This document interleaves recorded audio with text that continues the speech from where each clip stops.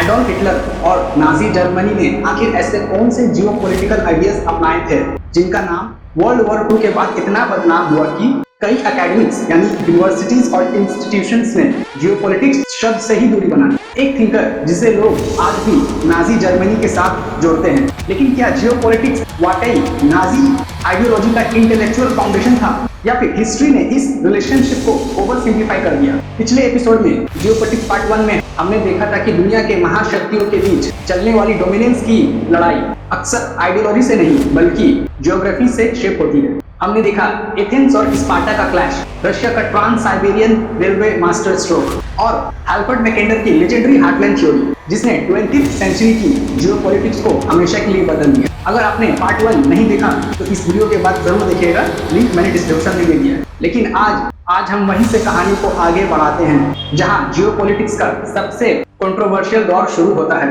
हम समझेंगे कार्ल होशोपर और नाजी जर्मनी का कनेक्शन, निकोलस स्पाइकमैन की ड्रीमलैंड थ्योरी, कोल्ड वॉर के बाद अमेरिका का ग्रैंड चेस बोर्ड, रशिया का यूरेशियन विजन और चाइना का बेल्ट एंड रोड इनिशिएटिव। और सबसे इंपॉर्टेंट हम देखेंगे 21st सेंचुरी में पावर का असली गेम खेला कैसे जाता है। तो चलिए शुरू करते हैं।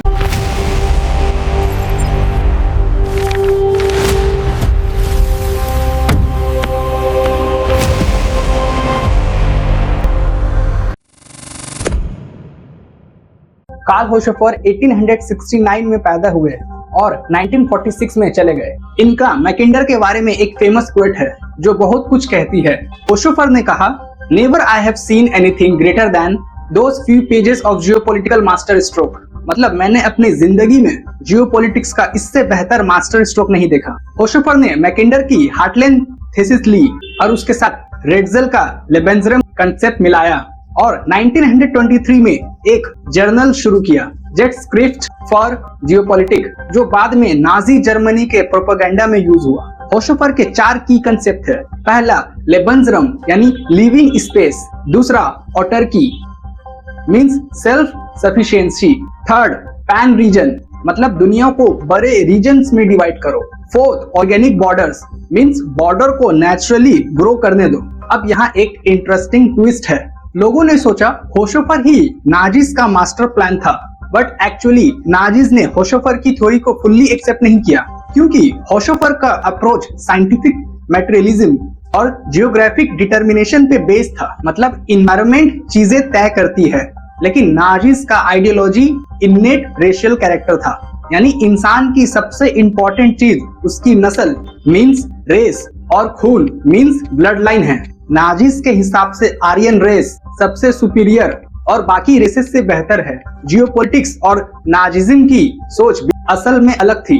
जियोपॉलिटिक्स जियोग्राफी को सबसे इंपॉर्टेंट मानता था जबकि नाजिज्म रेस को सबसे ऊपर रखता था। इसलिए 1933 के बाद नाजी थिंकर्स ने जियोपॉलिटिक्स की खुलकर आलोचना करना शुरू कर दी। फिर भी नाजी कनेक्शन की वजह से वर्ल्ड वॉर 2 के बाद जर्मन जियोपॉलिटिक्स बदनाम हो गया। बहुत से एकेडमिक्स खासकर अमेरिका में जियोपॉलिटिक्स को इंपेरियलिज्म और नाजिज्म से जोड़कर देखने लगे। ये नेगेटिव इमेज कई सालों तक जियोपॉलिटिक्स के साथ जुड़ी रही। होशोपर के साथ साथ कुछ और थिंकर्स भी थे जो जियोपॉलिटिक्स की दुनिया में अपना कंट्रीब्यूशन दे रहे थे, कोई एल्बर्ट मैकेंडर को फॉलो करते हुए तो कोई चैलेंज करते हुए। उसी एरा में अमेरिका में एक और इम्पोर्टेंट थिंकर थे जो मैकेंडर के फॉलोवर भी थे और क्रिटिक भी, जिसने एक नई थ्योरी दी, ड्रीमलैंड।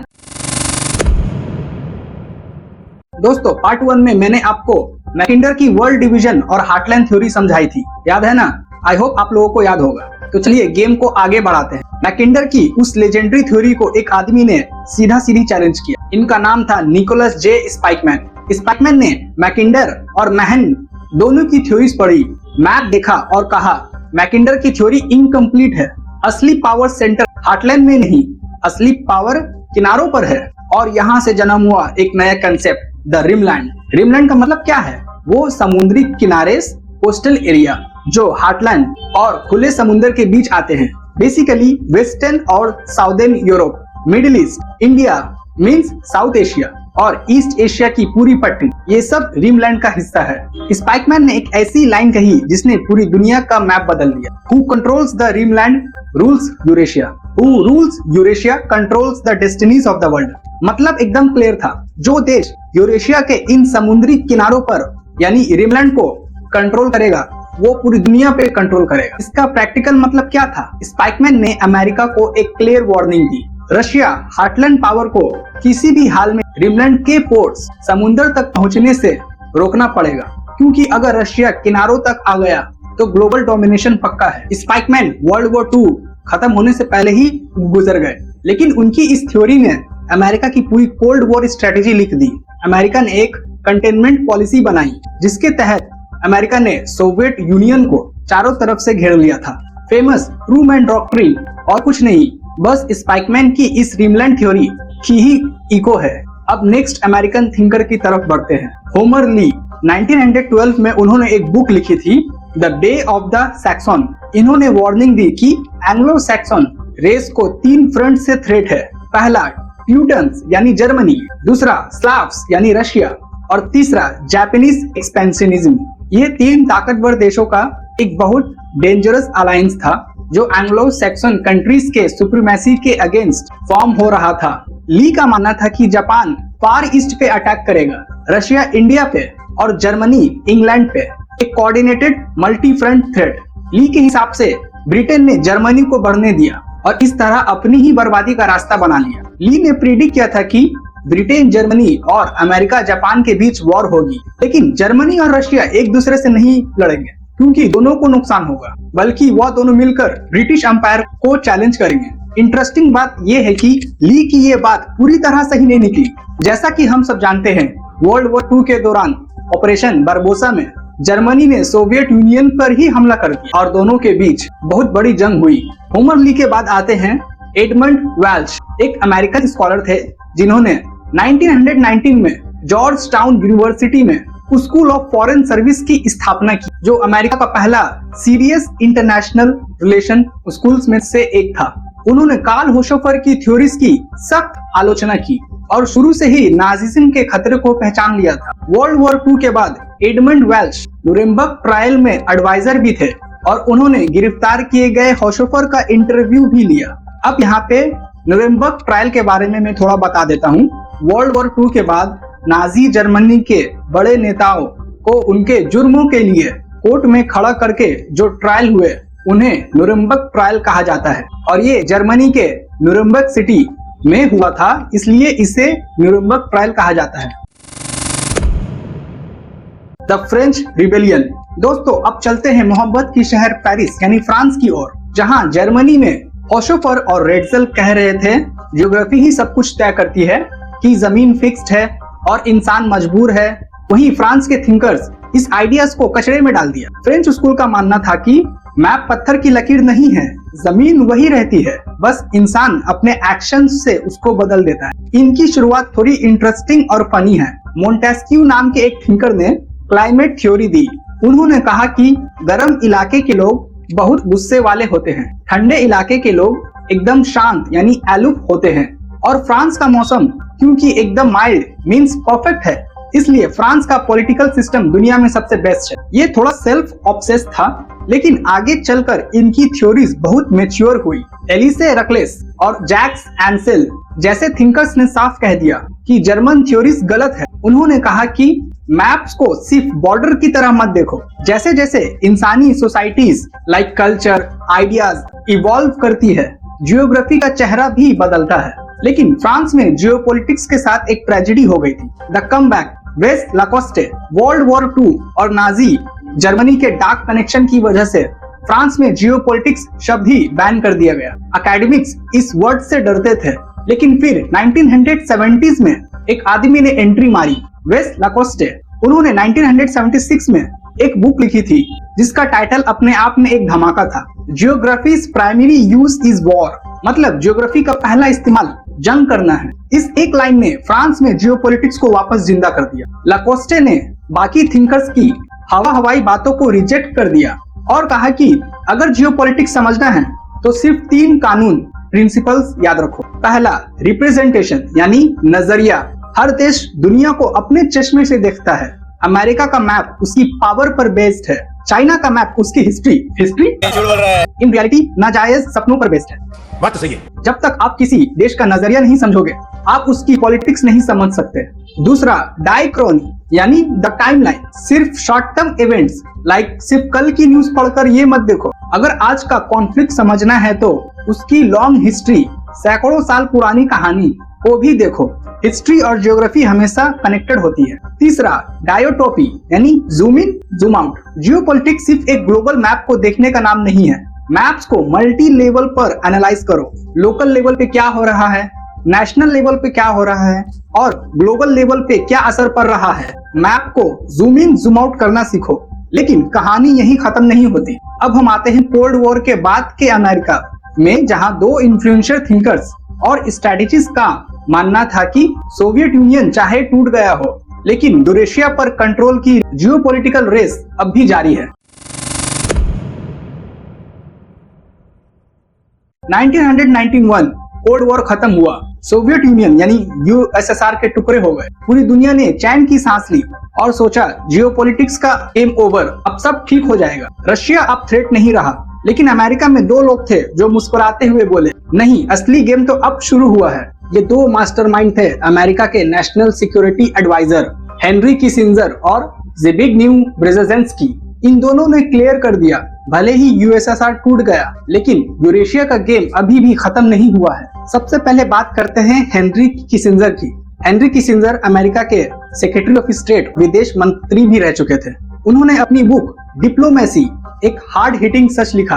उन्होंने कहा कि रशिया को चाहे कोई डिक्टेटर चलाए या फिर वहां डेमोक्रेसी आ जाए, उसकी जियोग्राफी वही रहेगी। वो हमेशा मैकेंडर के हार्टलैंड को कंट्रोल करेगा। और एक देश जिसका हिस्ट्री में हमेशा से जमीन एक्सपैंड करने का रिकॉर्ड रहा हो, उससे आप सिर्फ इसलिए सेफ नहीं मान सकते क्योंकि उसकी आइडियोलॉजी बदल गई है। इसी बीच में एक और फेमस स्कॉलर्स के बारे में बता देता हूँ। एक स्कॉलर थे रॉबर्ट टी कैप्लन। उन्होंने अपनी book the revenge of geography में लिखी, रशिया की ज्योग्राफी ही है एक्सपैंड करना। मतलब एक्सपैंड करना रशिया की मजबूरी है। वो वेस्ट की तरफ एक्सपैंड करेगा। क्यों? क्योंकि रशिया के नॉर्दर्न पार्ट में आर्टिक ओशन है, जहाँ कोई वार्म सी पोर्ट नहीं है, जिसे विंटर में रशिया को ट्रेड करने में मुश्किल होती है। और रशिया के वेस्ट साइड में एक क्लीन सरफेस ज्योग्राफी है। वहाँ कोई जियोग्राफिकल ऑब्स्ट्रक्शन जैसे कि हिमालयस ये सब नहीं है। इसलिए वेस्टर्न साइड से रशिया पर अटैक करना काफी आसान हो जाता है। हिस्ट्री गवाह है, नेपोलियन ने रशिया पे अटैक किया, हिटलर ने भी रशिया पे अटैक किया, सबने वेस्ट की तरफ से ही रशिया पे अटैक, क्योंकि नॉर्दर्न साइड आर्टिक है, ईस्ट की तरफ रशिया सेफ रहता है और आउट साउथ की तरफ उसके अपने फ्रेंडली कंट्री से वो प्रोटेक्टेड है। सिर्फ वेस्ट की तरफ रशिया को थ्रेट है। इसलिए रशिया हमेशा वेस्ट की तरफ एक्सपैंड करने की कोशिश करता है ताकि वो एक बफर जोन बना सके यूरोप और रशिया के बीच।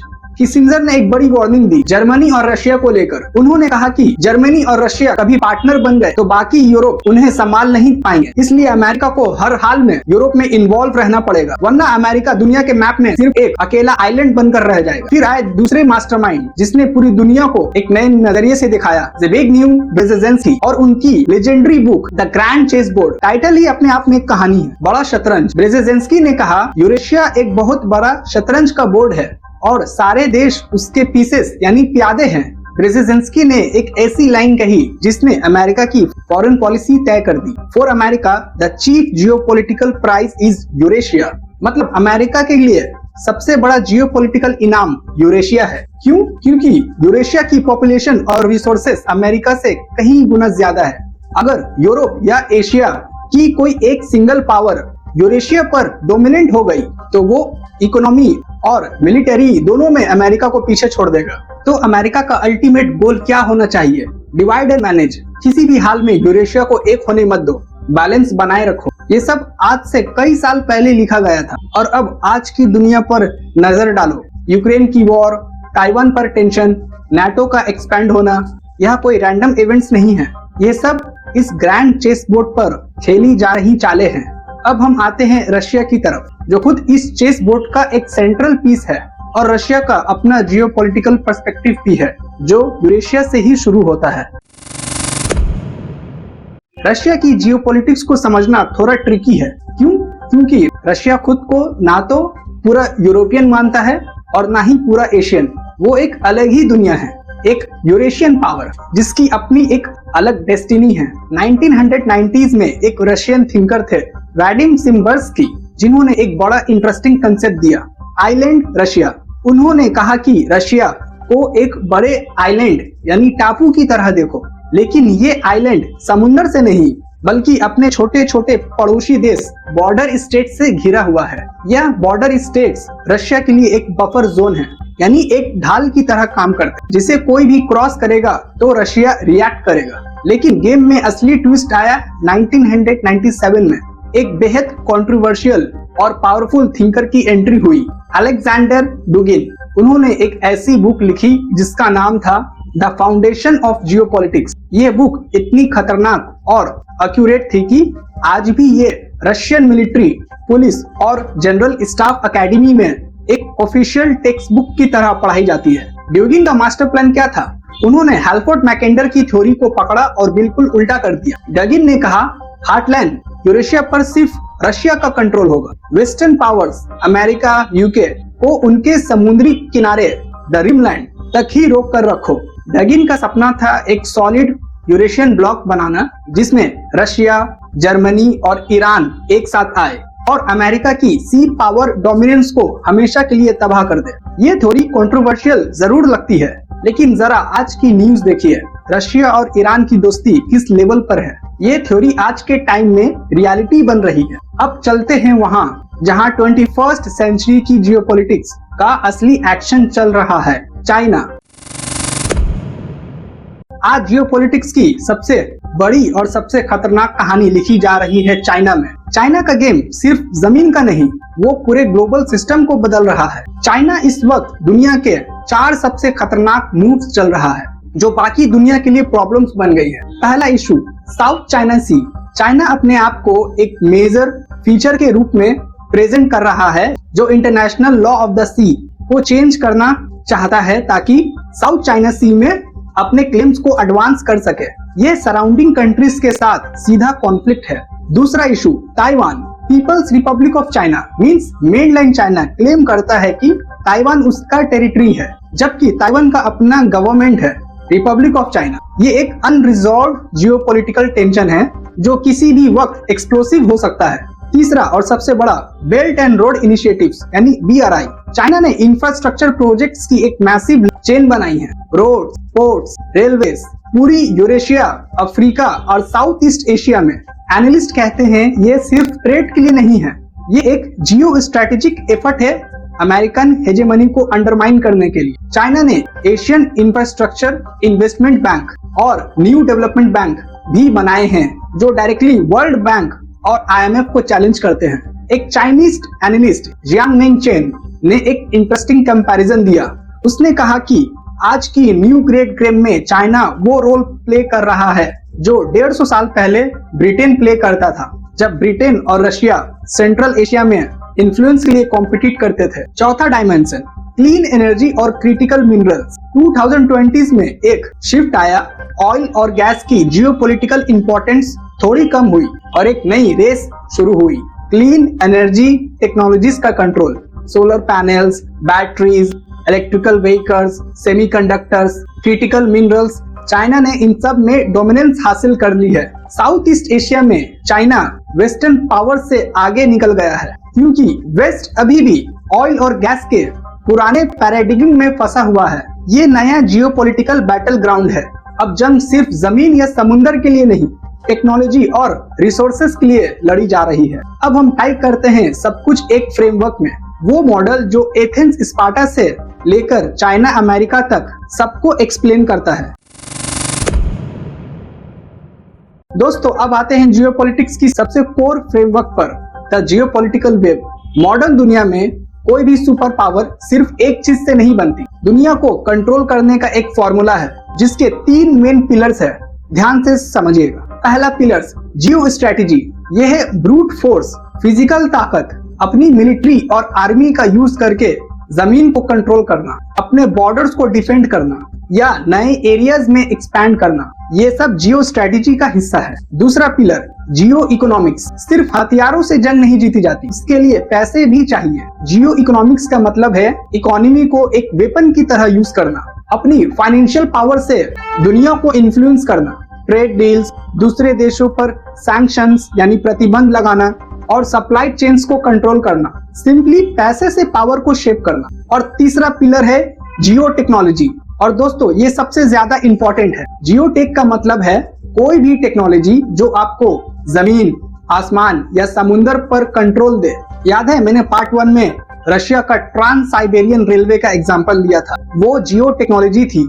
क्यों ये सबसे जरूरी है? क्योंकि आप कितने भी बड़े जियो स्ट्रेटेजिक प्लेयर क्यों ना हो, अगर आपका दुश्मन आपसे टेक्नोलॉजिकली ज्यादा एडवांस हो, यानी उसकी रिलेटिव इफिशियंसी आपसे बेहतर है, तो आप उसके सामने एक वीक पोजीशन पे रहेंगे। आज के टाइम में satellites, drones, AI, semiconductor chips किसी जियो टेक का हिस्सा है। अब इन तीनों को एक साथ रखते हैं, इसे कहते हैं द वेब कंसेप्ट। इमेजिन करो एक मकड़ी का जाला यानी स्पाइडर वेब या फिर एक नेट। ये तीनों पिलर्स उस नेट के थ्रेड्स यानी धागे हैं।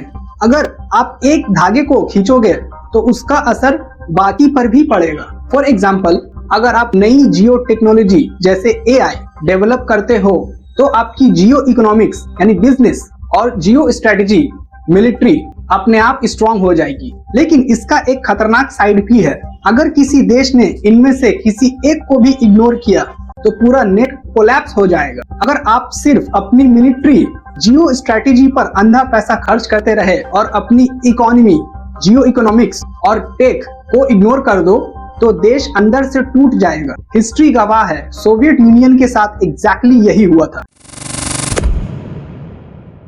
तो दोस्तों अब पूरी पिक्चर आपके सामने है। जियोपॉलिटिक्स सिर्फ वॉर्स, वेपन्स और मिलिट्री की बात नहीं है। ये जमीन, समुंदर, रिसोर्सेस, पैसा और टेक्नोलॉजी का एक कॉम्बाइंड गेम है जो इंसानी सभ्यता यानी ह्यूमन सिविलाइजेशन के शुरुआत से चले आ रहा है। अगर हम सबको रिकैप करें तो अल्फ्रेड महन ने कहा समुंदर जीतो, अल्फ्रेड मैकेंडर ने कहा हार्टलैंड जीतो और स्मार्ट बनो, फ्रेडरिक रेटजल ने कहा स्पेस एक्सपैंड करो वरना देश मर जाएगा, निकोलस स्पाइकमैन ने कहा रीमलैंड कंट्रोल करके दुश्मन को घेर लो, कार्ल होशोफर ने इन सब को उठाया और एक ऐसी डायरेक्शन में ले गया जिसने इस पूरी फील्ड को दशकों तक बदनाम कर दिया। लेकिन फ्रेंच थिंकर्स ने आकर बगावत की और कहा मैप पत्थर की लकीर नहीं है, इंसान का नजरिया, परसेप्शन और उसके एक्शंस दुनिया को शेप करती है। और फिर किसिंजर और ब्रेजेजेंस्की ने आकर सच बताया, कोल्ड वॉर खत्म होने के बाद भी यूरेशिया का चेस बोर्ड वही का वही है।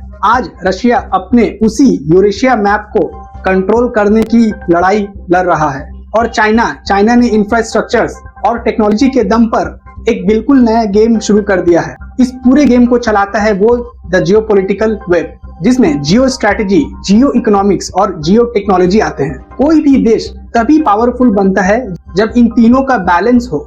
इनमें से एक भी धागा टूटा तो पूरा जाला, नेट बिखर जाएगा। इसलिए दोस्तों अब अगली बार जब आप वर्ल्ड न्यूज देखें, चाहे वो यूक्रेन वॉर हो, ताइवान की टेंशन हो, साउथ चाइना सी हो, इजराइल ईरान कॉन्फ्लिक्ट हो या चाइना का नया मेगा प्रोजेक्ट हो, तो खुद से बस एक सवाल पूछना, ये जो मूव चला गया है ये जियो स्ट्रैटेजी है, जियो इकोनॉमिक्स या जियो टेक्नोलॉजी, या फिर तीनों एक साथ है? जब वो आंसर क्लियर हो जाता है दुनिया बहुत ज्यादा समझ में आने लगती है। ज्योग्राफी नहीं बदलती, इसलिए जियोपॉलिटिक्स नहीं बदलती, बस प्लेयर्स बदले, वेपन्स बदले और चेसबोर्ड पे प्यादे के नाम बदले।